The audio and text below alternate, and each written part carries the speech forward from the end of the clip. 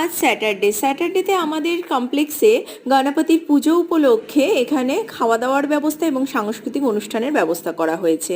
তো আমার কয়েকজন বন্ধু ফোন করলো, তাই নিচে গিয়ে দেখলাম যে ভিড় যথেষ্ট হয়ে গেছে।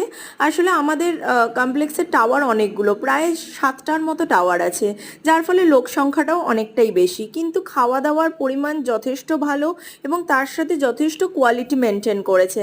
আলটিমেটলি ভগবানের ভোগ সবারই খুবই ভালোই হয়ে যায়, তো ভগবান সব ঠিক করে দেয়। তো খাবারের মধ্যে ছিল আলু 65, তার মধ্যে ডাল, পুরি আর রাইস এবং একটা চানার সবজি, আর তার সাথে সুজির হালুয়া এবং একটা স্ন্যাক্স। তো খাবারগুলো যথেষ্ট টেস্টি হয়েছে, আর ধোকলাও ছিল অবশ্য। তারপরে আরাধ্যাকে হাতটা ধুইয়ে নিয়ে সবাই মিলে আমরা হাত ধুয়ে গেলাম সাংস্কৃতিক অনুষ্ঠান দেখতে।